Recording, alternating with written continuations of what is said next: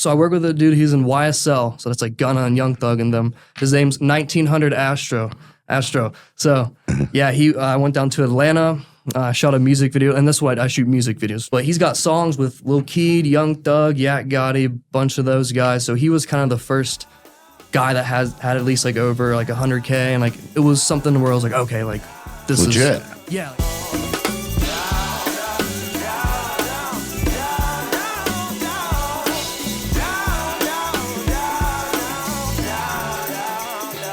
Yo, this is boy Phil Wham Bam Benamino. It's another Wham Bam Wednesday. You know, the show about ordinary people who have done extraordinary things, and today is no different. As always, we're going to ask you, please subscribe. Hit that button down below. Hit the subscribe button. Make sure you hit the alert button so you get all of our alerts whenever we put out anything. The next guest you're going to hear today is a young guest. He's used to this stuff. This guy's used to doing videos. He's used to being behind the camera. It's Will Moldenauer. What's up, y'all? What's up? Yeah, it works. Same thing. You know what? I know you as WillShootz, baby. Yeah, I know you as WillShootz, so I got to get that. A lot of people don't even know like the full name. Like I don't. Like it says it on my Instagram. How do you pronounce it again? Moldenauer. Moldenauer. Yeah, it's German, right? Yeah, it's German. German guy. Straight German. Straight German. But you're known as WillShootz. Yeah, it's just like WillShootz, and I've had like multiple rebrands over my time period. But the most recent one and the one that we're sticking with and that we've been building is WillShootz. So WillShootz. So tell the viewers a little about exactly what you do. Obviously, I met you out doing videos and stuff. Mm-hmm. You were doing a lot of UFC guys. Yeah. We kind of bumped into each other, mm-hmm. and you know, really admired your work. You know, we're talking and we had some great conversations. Yeah. But you know, tell how you got started and what made you decide, because it's a tough industry. Yeah, I mean, so I've been shooting YouTube videos ever since I can remember, since 6th grade, since early middle school. I was one of the first people. You know, I'm sorry, I gotta laugh because you say since whenever you remember. You're 21 years old, man. You're 21. Since I can remember the like important years of my life, anything prior 6th grade, it's a blur. Yeah. So it's like, you know, but I've been shooting like amateur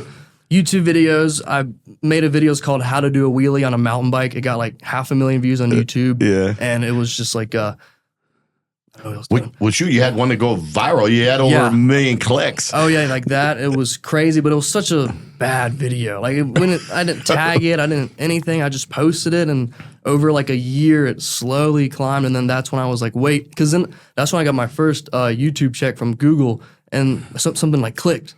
And I was like, okay, like I can make this something. And then my channel used to be called The Life of Will. So that was that. It's pretty old. Life of Wham Bam is my personal one. That's what I saw. It's like, it's crazy. A lot of people, it's like, because even my initials on my driver's license is TLW. Yeah. It's Life of Will. So, but that's kind of always been my thing. And I've just evolved over time because I knew I always wanted to like be like a content creator, entrepreneur, influencer, YouTuber, just whatever behind the camera.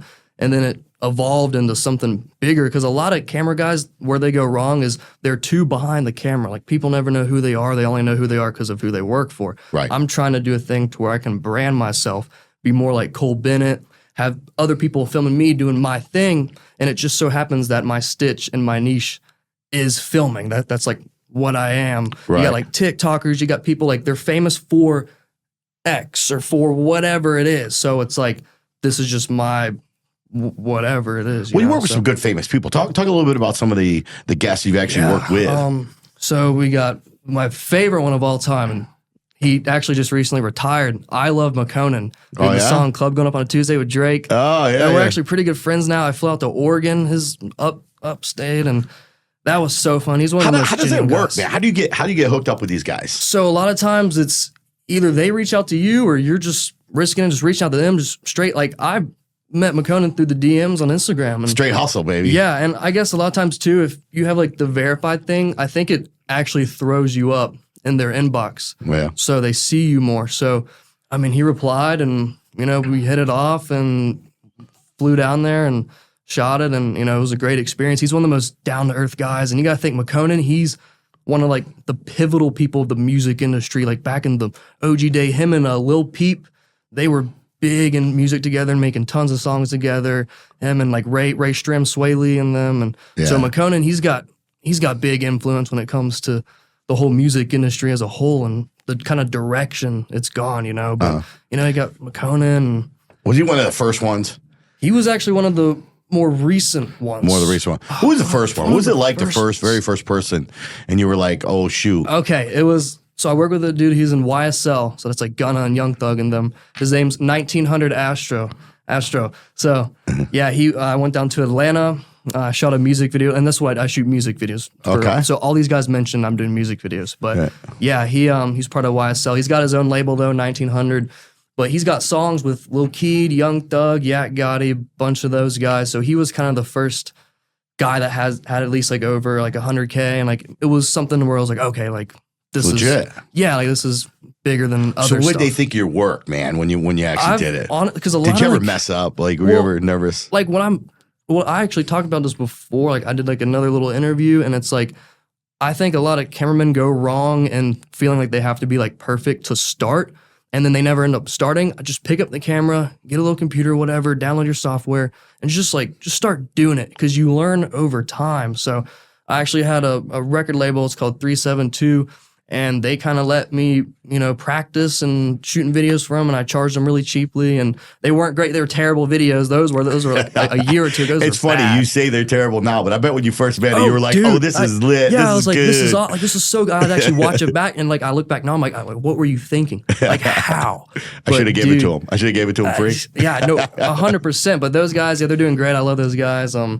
But yeah, bro, I mean, it's just been a lot of trial and error. But a lot of times when you're shooting videos, they have like revision rounds, so they don't like something they can. But I've actually never really had like a music video artist need like a revision round. Most of the time, they're like, "This is good, like this is fire," like right off the bat. But it's more like the corporate companies that I'll send them something, and then they'll have like one revision round, and I'll do it, and it's good. But well, you know what, dude? There's a lot that goes into camera work. A lot of viewers don't realize. I learned it being behind the camera now, and realizing different angles, different things, different views, lighting. I mean, lighting huge. Lighting's the biggest, biggest part because that affects your color grading. That affects your mood. I mean, people don't understand how important lighting is because all a camera is in the lens is this right here. It's our eye. We have the iris. You notice how when we look at the sun and lights, our pupils dilate. That's the same thing as the iris. It all works like you. If you were to stare off right now, you can see the little fuzzies in the air, like those little dots. That's noise.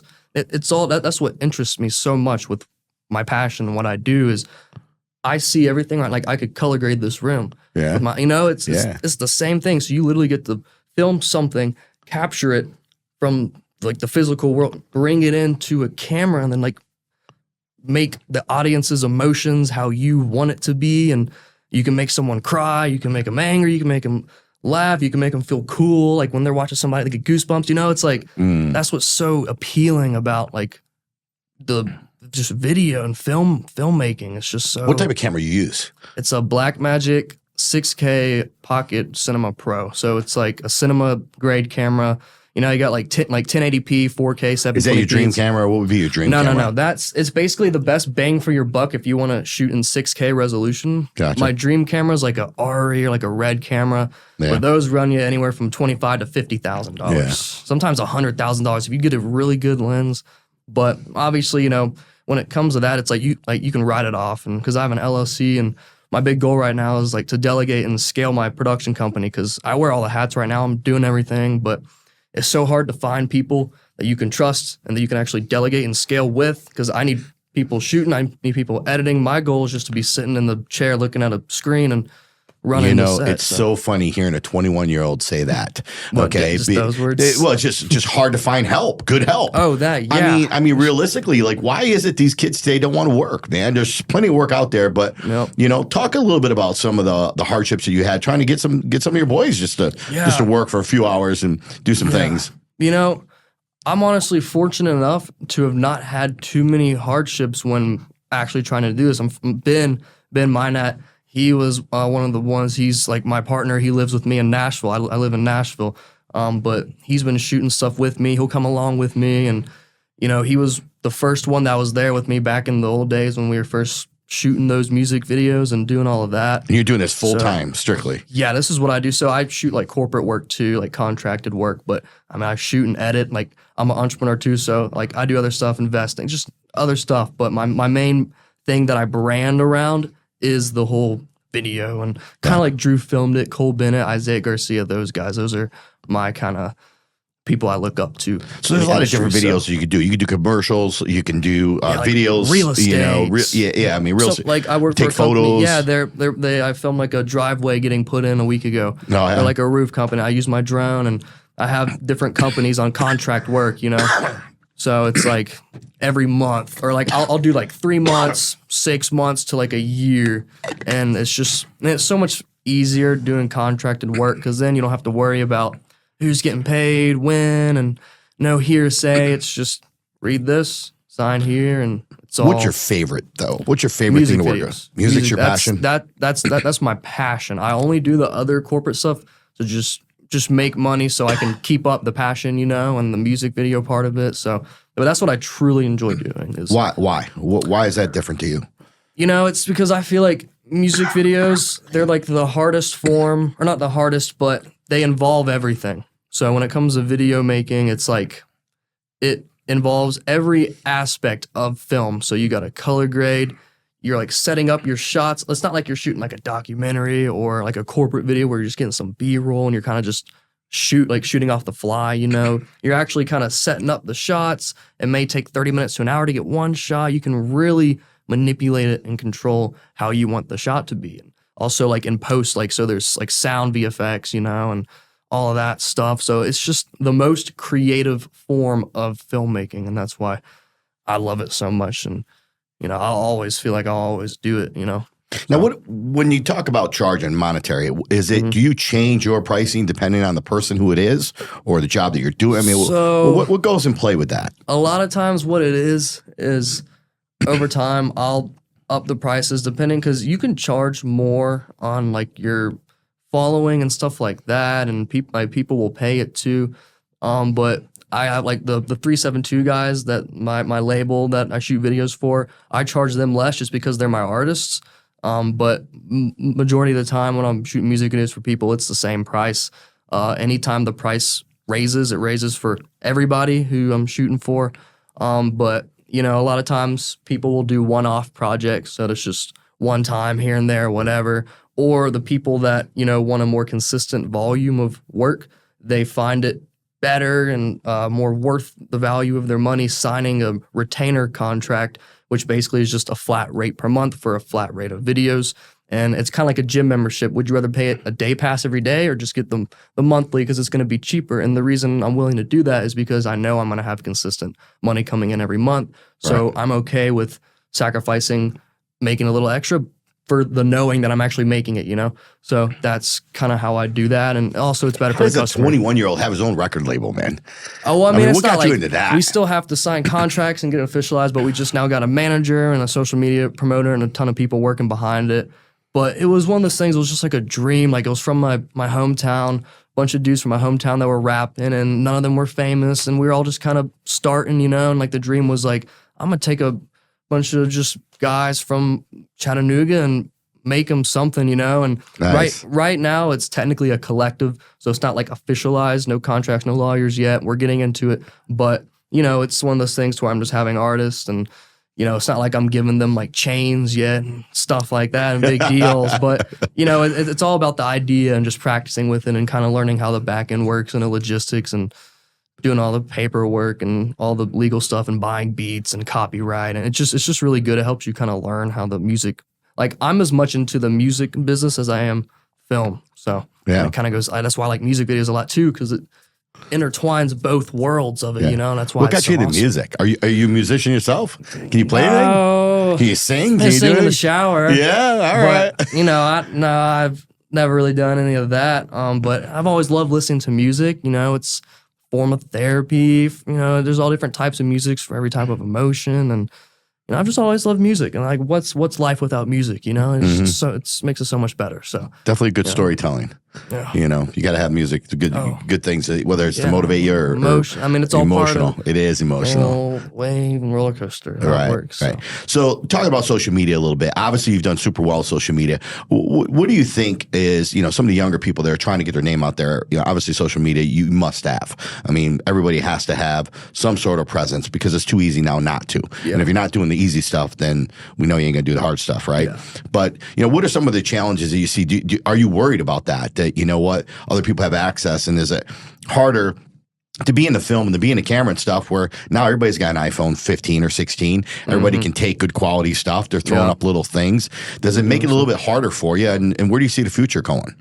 So a lot of times it's, people, they're like, oh, like the iPhone 16, these newer phones, they have really good quality, but there's such a big difference in having like a cinema camera and stuff like that and really knowing what you're doing, and spending years actually locking in and perfecting your craft, and it's awesome that people have social media now and they can actually project that and do it. Like, you just got to look at social media as kind of like a lottery, but it's free. The only thing you're really putting up and on the front end is your time.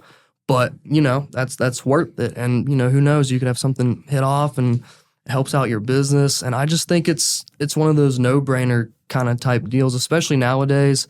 And, if you spend enough time every year kind of learning the algorithm and how social media works, you're kind of like bound to hit it at one point. Because if you're consistent, like, I don't believe in luck. I just believe in hard work and preparation meets opportunity. So if you just keep grinding and actually stay consistent, I've never seen anybody who said they wanted to do something, actually put in the work, and then not make it, whether it's the gym, whatever it is for you. Are you sure you're 21 years old, man? Yeah, you're saying an awful lot of good stuff right now. That's how I've always thought though. Like, I don't like. No, it's the truth, but people don't want to work hard anymore. People just want everything just to be handed to them. But it's easy stuff. It's not even like it's hard work. It's just getting up in the morning, like following your routine, following your word, what you say you're going to do. Amen to that. And it makes all the difference. Okay, so wait, I'm going to cut you on that. Speaking of that, following your word. So met over about a month ago, we were together, actually here in Las Vegas,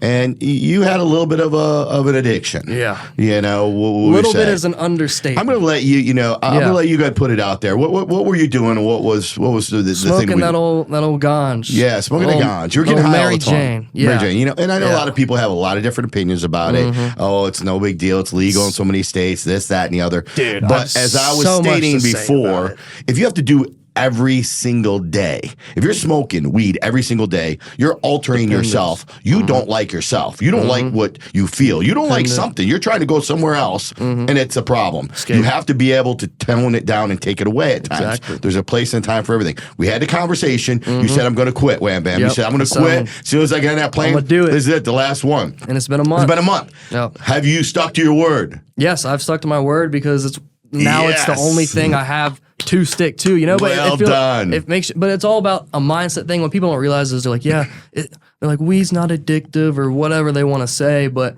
you got to think it could be anything. It could be coffee, whatever. If you're putting something in your body every day, you're rewiring your neural pathways to believe that this is the only way you can function. So you get to a point where you can only eat when you smoked, and you got to think too. I'm always in environments around rappers. Right. You're going to be in that problem, right? And like I'm also editing creative videos, people. shooting, dude, and it's that's all they want to do is smoke and drink. When you're in there editing for 18 hours and I'm waking up when the sun's coming up on my computer, it's like sometimes you're smoking to stay up and work, and it's one of those things too where I was never one of those people who all I did was smoke. I'm just sitting in my house, that's all I do. Like, no, like I basically just kind of added it to the list of things that I did, just like drinking water or whatever. It just kind of added to my regimen of the day. It's not like it necessarily took away from anything. It was, but back then I thought that it was an aid and I thought that it was helping me do so. Yeah, and it did keep me going, but I got to a point where you got to think all it does is it basically 100x's your dopamine, endorphins, and all of that stuff in your brain. And then just naturally, you could be the happiest person on the earth. When you're not smoking, just chemically, your brain, you're below, like a little below the average because because it's all drained, it's all depleted, it's been abused. So, and then obviously that's why you go through withdrawals and then you go on your break and then eventually the levels return to normal just naturally. And that's why it's okay because it depends on how much you have smoked and depending on how long it takes it's all individual. How are you feeling right now?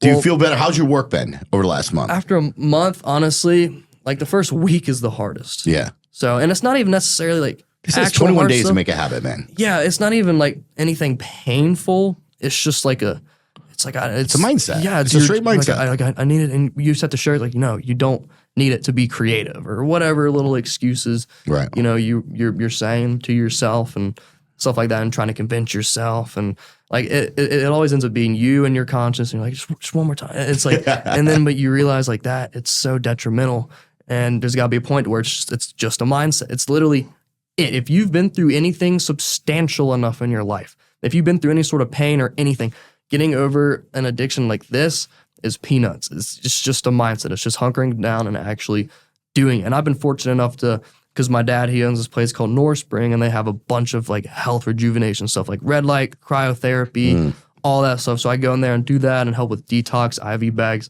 But that's just extra. That's just me being extra. You don't need that's all that. Good, but it's good. It helps. Yeah, it's absolutely. there. I have it. I'm going to take advantage of it. So, that's been really helpful.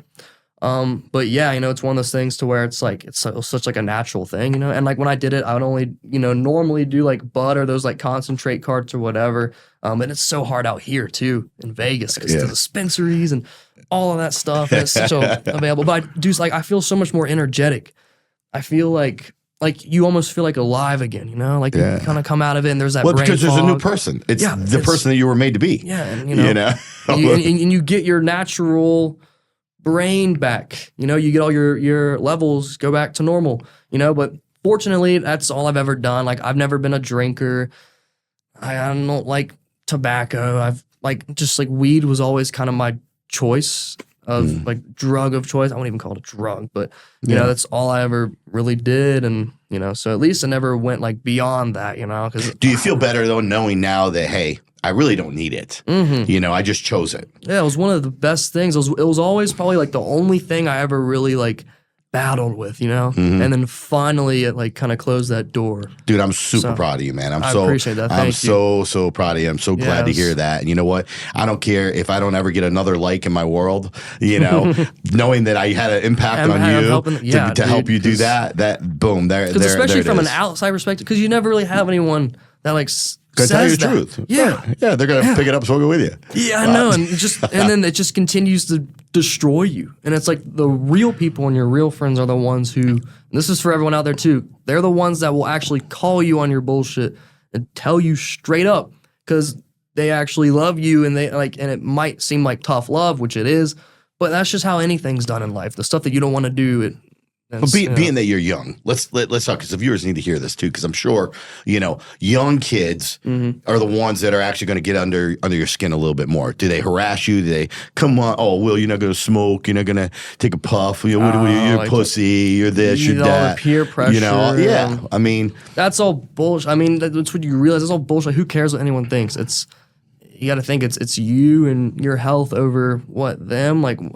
What effect do they have on your life or your bank account or anything you do? Like they don't have a valued opinion in my mind when it comes to something like that. So it's just one of those things to where you have to be your own person, and and like you don't want to be mean about it, but sometimes you might need to get a little mean about it if they don't shut up. Right. Well spoken. You just gotta know how to de-escalate, but yeah, it's one of those things to where a lot of kids nowadays too, they're doing all like this like nitrous galaxy gas.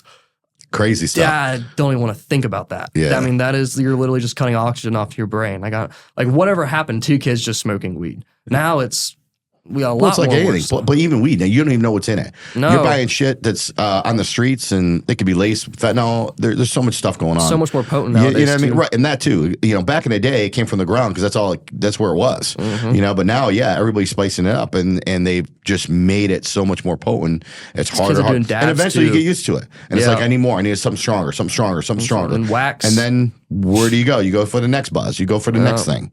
So I'm glad to know that you were able to put that down, and I'm super excited. Yeah, it's good stuff. Reoccurring thing. Yeah.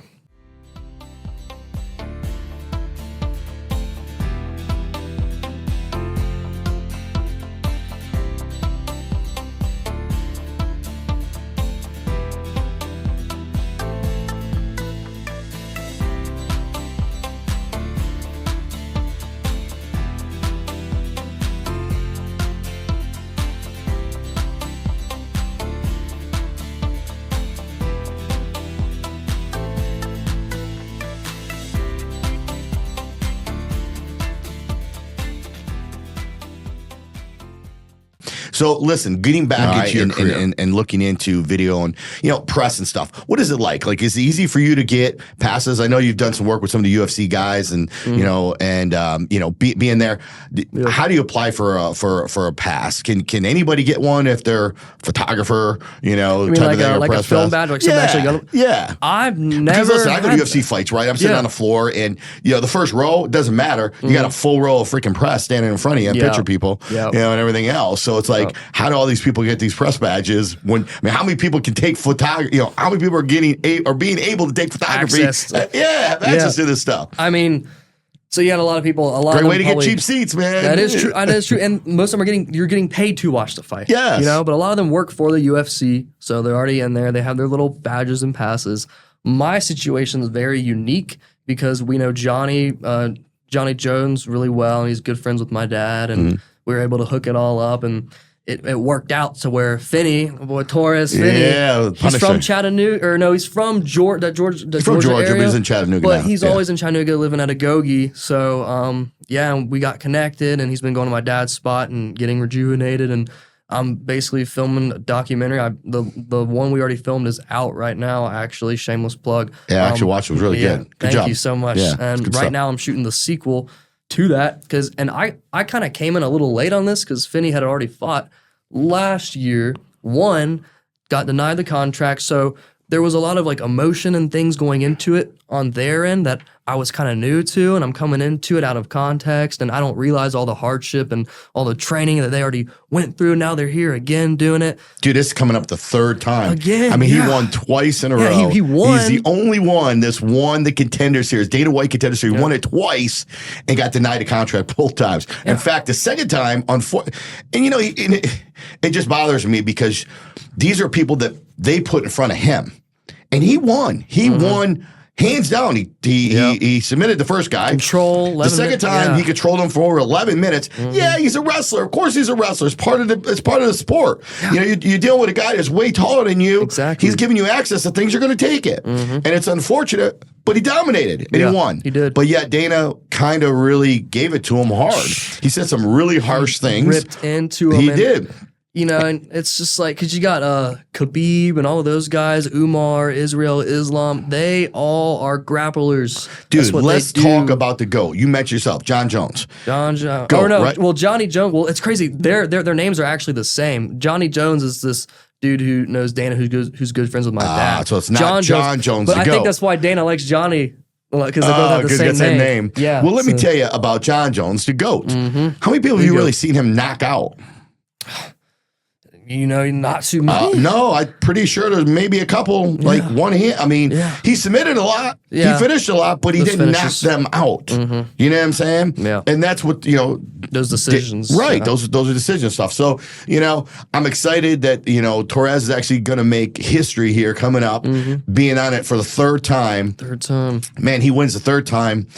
You got to believe he's got to get the contract. And even if he doesn't give him the contract, Torres is still making history. Absolutely. He's still winning 3 times, because I know he's going to win. He's winning 3 times in a row.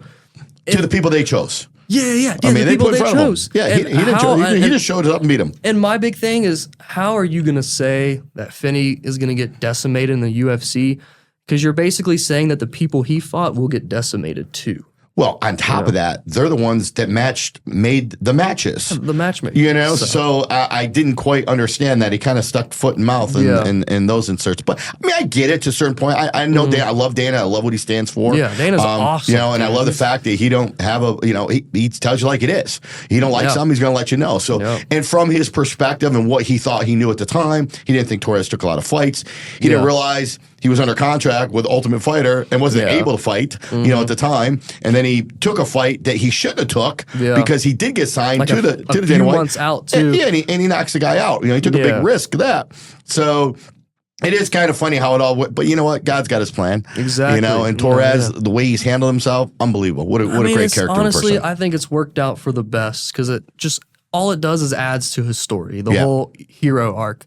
He went through and also too, in film terms, you got the first act, the second act, and the third act, So the first time he was here, that was kind of the first act of the movie. And then the last time was kind of your more second act, like your kind of low point a little bit, And then now we're on the whole the rise and the third act and where it all ends and the hero wins and so that's cool. Let's talk about that real quick. As a film guy, do you think of these things in your head as you're filming, like all the time, trying to set certain up, storytelling, because I loved English class too when I was in school, and I love to write, so all of that, it all intertwines with it too. That's why I like filming so much too, because there's a lot of things that go into it that aren't just filming, like writing and having a story and actors, and it's like a whole operation, so. Right.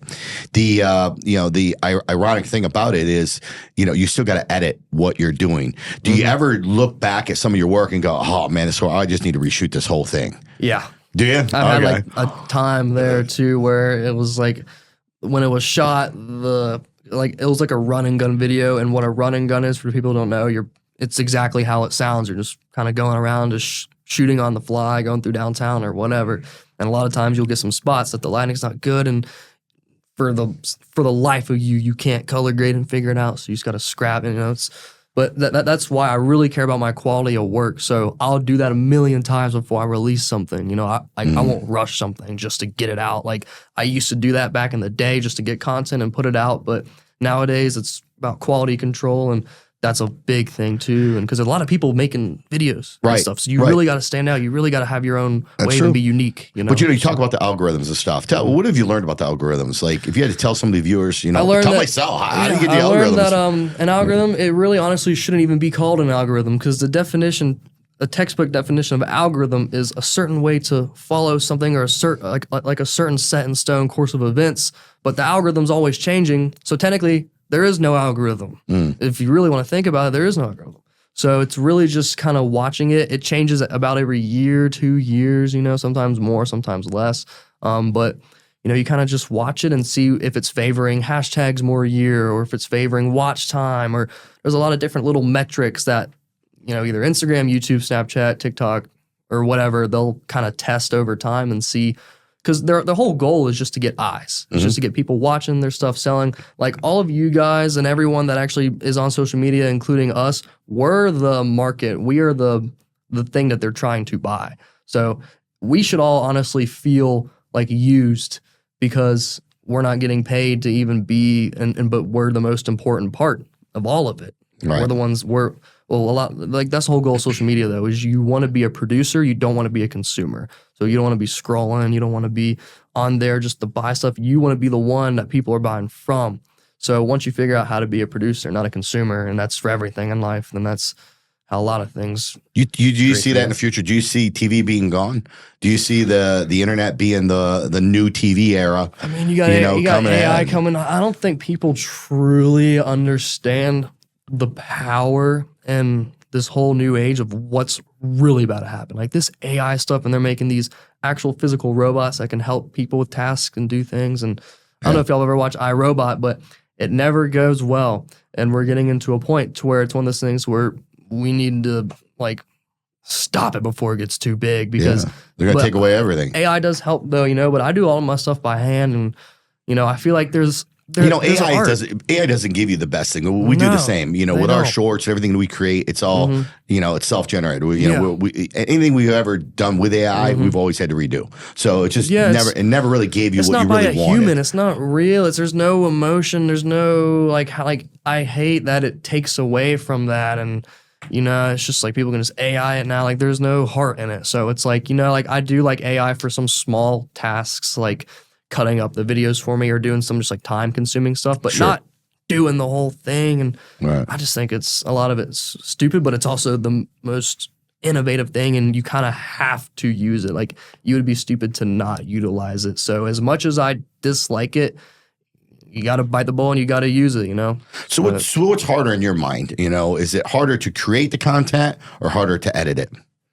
It really depends who you're working with. I've worked with some people where it's a pain in the ass when I'm shooting and trying to do it. It's honestly laughable.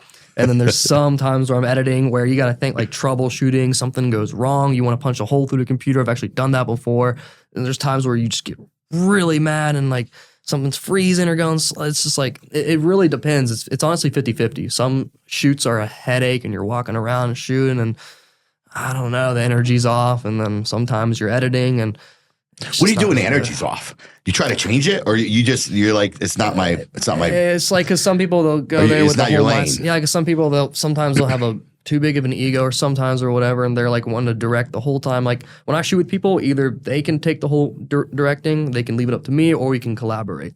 But some people, they're just really like, I don't know, like they're just not like, oh, like do this right here, like I don't know, like boss. I don't know. Sometimes it's just like not a great interaction. You kind of have to go do with it because you know you're getting paid at the end of the day anyway. So it's like still whatever. A job. Yeah, it's like whatever. But I've been blessed to where that has rarely happened. Maybe like once or twice. But so yeah, I guess I'd say it's mainly the editing part that is kind of the part that I enjoy lesser. I still love it, but less, because I actually like going out there and meeting them, shooting them, being out there and actually taking the content and going to these cool places and doing cool stuff. Because I was just at the UFC PI, we were just shooting there. That's always fun, you know. But and then editing it too is also going to be fun too, because I actually care about the video and enjoy it. If it's like a project I do for somebody and I'm just kind of seeing it, like just getting money from it or whatever, like, and you don't actually have passion and what's actually being created, you really kind of like procrastinate when it comes to actually getting around to editing it, you know. But I've seen myself, I go shoot a video, I love it, and like I edit it like the day of, and I'm like, oh. So it really depends like how much passion you have behind it, you know, and how much you care about it. So how do you get your name out there to other people? Do you I mean, if you're already doing a job, you're committed, and you know John Jones calls you up and he wants you to do something, Conor McGregor calls you up, he wants you to do something, it's on the same week, man. You know, you can't be in two spots at one time. How do you scale yourself? Yeah, I mean, it's one of those things to where like I would obviously take the like more of the jobs that I enjoy and stuff like that, and I would probably have the people I delegate do the stuff that I So you would hire a couple film people, just go out there and video, record? Film, and then I'll have some people editing. Like my goal is to be able to rent a place and have my own production studio and, you know, stuff like the boardroom in it, scene room, stuff like that. Like I want to be like a beehive, you know, like people working and stuff like that, pumping out videos. I want like 4 shoots going on at one time, 1 shoot in Africa, 1 shoot in Turks and Caicos, 1 shoot in Georgia. It's just like a whole moving operation, but like I'd be like the head of it, and then there's like people who are like co-heads, you know, and that you talk to. So it's like, you know, it's like delegation is going to be the most important thing for me, but it's also the hardest. So it's going to take some time. Yeah, but you got that in advertising too. I mean, getting word out there. Yeah, there's so many people that, like I said, they have access to cameras. They think they can do it themselves. But I'll be the first one to tell the viewers that it's not that easy. It's not easy. You know, recording yourself, you know, filming yourself, but even more so editing. So that it's tasteful when you're putting it out there. You know, and that's what you want. You want great content. Especially for yourself too, you know, and social media, short form is the way to go to actually bring in a new audience. The way you're supposed to do it is all of your short form content, so Reels, YouTube Shorts, all of that stuff, that leads to your long form on your main page. Because nowadays, if you post on your main page, that's really only for people who already follow you. So you're not going to get much new engagement. So that's why you post on the Reels and all the short form, the quick stuff, because then you capture people, you hook them, you get them in, and then they go to all your stuff and hopefully follow and do all of that stuff. So if you're not doing any sort of short form content, you're basically screwed if you're trying to make it on social media. Now, I'll have people filming for me, doing my thing, and so I'll be posting my own shorts and my own stuff, and I'm trying to grow my own brand too. So like that's how I've always wanted to be. Like I've wanted to be more of like an influencer and famous or whatever you want to call it more than I have wanted to do videos. It just so happened that, I mean, I love videos too, but that's just like the thing that I do. And I was like, what am I going to do? Like, how am I going to do it? Because at first I was The Life of Will and I was just doing YouTube videos and vlogs. Like I just literally vlog myself and do straight up YouTube content. And then over time it evolved and changed. So it's, you know, but that's how when do you know you're works, putting though. out a good vlog? When do you know that you're putting out something good and something? I wasn't putting out good vlogs. You know what I'm saying? Well, I mean, you're getting likes, you're getting people that are, you know, engaging. Oh, well, yeah. Back in the day, we went to like the Floyd Mayweather, the Logan Paul fight, and I vlogged that in Miami. Or if I'm going on like normally it'd be like a trip. I go on a trip, like a family trip. Yeah, I was like 15, 16, going with the family. And it was one of those things I was like vlogging, but like my parents were there, and it's one of those things to where it's like awkward. And I was always waiting for the day to where I'd be old enough to go places by myself and be able to like pull out the camera and vlog and not feel awkward, you know, and stuff like that. And I still do vlogs nowadays, like behind the scenes stuff, or like I was going to do a vlog for my whole trip here, just basically just like vlogging what I'm doing. Yeah. all that stuff. But nowadays, honestly, I'm definitely going to get back into the vlogging because now there's actually stuff to really vlog, and I'll actually do it like good now professionally, and I'm older and stuff like that. So I honestly really want to get back into it. It cracks me up though, the younger generation, how they'll take a snapshot of a picture of the silliest thing, and they'll get thousands and thousands of likes and people engage. And I'm sitting there going, that's terrible. That's a kid in the bathroom taking a picture of himself. Yep. With a hoodie on. Yeah, like all the new brain rot stuff. Like, I don't know if you're like all the skibbity, all that stupid stuff. I mean, it's just blowing up. Yeah. Like, I'll see like the most dumb meme I've ever seen. It's just like nowadays the humor is just like dumb. Like, there's not even that's what people there's nothing want. Actually funny about it, but it's funny it's so in a dumb, sense. it's funny. It's so dumb. It's just right. funny. Like you just kind of laugh. Like you're like, this is stupid, and you just laugh. Right. So it's like that's what goes viral though, and people.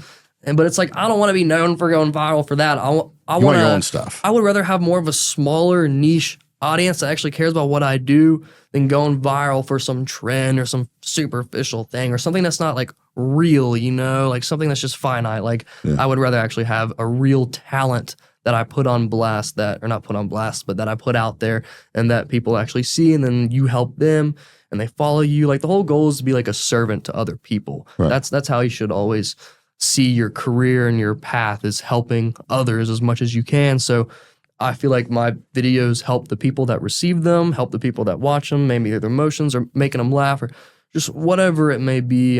Just trying to, I guess, do your own positive effect on the world, and you can basically use anything as a vehicle to how you kind of go about actually, changing the world in your own sort of aspect, and the people that you meet and stuff like that. So, but you really just got to kind of like find the thing that you do that you were blessed to do. And because like this stuff kind of just came easy to me. Like I taught myself how to edit on Premiere Pro and shoot and everything like that. And my high school is called Macaulay School. They had a whole film program in there too. I did that for a couple of years, and that really helped. But a lot of it just always kind of like clicked for me, and it was never really hard. But that high school prepared me for a lot. It was a private college prep school. I only had to do like 1 year of college in Tampa, then I dropped out because I was just kind of sitting there in college. I was like, what am I doing? Like, I already know what I want to do. Like, I felt like I was being like, and this isn't like putting down college, because I think it's great if you're trying to find your footing and what you want to do in life, or if you kind of know you want to be a doctor or something more traditional. But if you want to start your own business and you really have like a burning desire and you want to do something, like go with your heart. Like it's so true as well. Like it's not some cliche little dumb little saying, follow your heart, but follow your freaking heart, because boy, I'll tell you, your parents are very, very proud right now. Mom and Dad, you better be proud of this kid, because you know what? He's speaking like a 50-year-old right now. He's got so much wisdom inside that brain of his. They've always supported me too. I mean, it's your environment is how you are. That's right. So depending on how you're raised and everything, it plays a insanely massive part. So I was always blessed to have always been told, you can do anything, all this, feeling valued, all of that. And it really does a lot from a young age, and because you're just a sponge when you're little, and when you really get on them early, and that's when you really evolve, because then you just kind of have always known that you can do big things, and you're only limited to your own mind, and your mind can be your best friend or your worst freaking enemy. And the biggest thing in life is once you learn how to like control your own mind, you win. It's your own perspective versus theirs. Like if you're having an argument with someone who's just being mean or not like as intellectual or whatever, and then if you let them get into you and make you all heated, you're all sweating, you're all mad, they've just found out a way to get into you and work up your emotions. So now what does that say about you and who really won the argument? So you got to learn how to be the bigger man and just kind of let it go and like whatever. And that's the biggest thing with haters too, and the internet and all social media stuff is just like, bro, it's like that's the lowest level of learning how to do internet and be famous or whatever, is dealing with the haters. That's like step one, rookie 101 is the haters. And it's gonna be there. They're gonna be there. And if you're not doing anything right, you're gonna see a hater. You're gonna, if you don't see a hater, you're not doing anything right. Yeah, that's just it. They gotta talk all. That's what they say. All pub is good pub. That's right. I've always believed that, and all pub's good pub. And as long as people are talking about you, then it's good. As long as it's not too bad. But, you know, to a certain extent. To a certain extent. A lot of people, they have to discredit you because in their mind, they just you did something that they wanted, but they didn't do it. Exactly. And especially it's even worse if you come from the same hometown or the same place they do. Yep. And it's like they see you come from the same spot as them and they're not doing what you're doing. And they're like, and just because they are not able to do it, they think that you're not able to do it too. But it's just, we're not the same people. Just because you can't do it doesn't mean I can't. So it's a lot of times, and then they try to discredit you to make themselves like feel better, and in any sort of way they can do it. Even if they're lying or whatever, they'll just say it to make them feel better. And then, you know, it kind of validates them not really doing anything. Because a lot of people, like, you've never seen someone who actually owns a business and who's actually done something in life hate on someone who says, I want to own a business. Like a businessman's not going to tell someone who wants to be an aspiring entrepreneur, you can't do, like, they'll encourage them. It's always the people who are on the sidelines who really have not, and they kind of just take their time delving into other people when they have their own mind and their own journey to find. Like, how are you going to talk about somebody? It's laughable. How are you going to talk about somebody else and like what they're doing, spending so much time on that when you have so much shit you got to do? Like, don't you have shit to do? Like, focus on your own life. Yeah, your own stuff to accomplish, like your own path, your own goal. I like, say it all the time, man. These kids today are watching, they're scrolling, watching so many other people's lives when there are people right around them that are in front of them, you know, and they won't take the time. Not even to their parents. You go, they can't even sit down and eat a dinner with them and have a conversation about things without picking up the phone and start going through social media. That attention span is it's horrible. Cooked. It's horrible. It's done. So you know what? This is the end of the show, Will. You know, I want to ask real quick, what would you say to yourself and where do you see yourself 10 years from now? Will at 31. Well, I honestly kind of want to be at that Cole Bennett status. And Cole Bennett, he's the number one person I look up to. He's Lyrical Lemonade. He's done all the music videos for all the big dogs, has his own production studio, just all of that, traveling the world, doing jobs I want to do, having other people do the ones I don't. You know, it's just basically what I'm already doing now, just scaled, just a continuation. Like, all right, so look in the camera. You're talking to Will. You're talking to Will yourself 10 years from now. What are you going to say to him? Talk to Will. Wish I can go back in time and tell myself I'd make it. That's it. That's all I'd say. That's awesome. As long as you keep doing what you know to do and what you've been doing, it's working. And, you know, that's really all I've kind of ever known. Well, you know what? I gotta tell you right now, you've inspired, you know, a lot of people just in a short period of time and the things that you're doing. I'm super excited about your future. I know you got a bright future. Wham Bam will get behind you in anything. Oh, yeah. In fact, if you need an investor, you know, you need an investor, well, let's talk some business. Oh, yeah. We can sit down and do something because I love to invest in people. Okay. It's a lot better than doing an SBA. I'll tell you that. Oh, 100%. 100%. But I really appreciate you being here today, man. Taking the time to let the younger generation know that, hey, at 21, you can be an entrepreneur. Oh, yeah, Look what you've done already. I feel like I'm running out of time.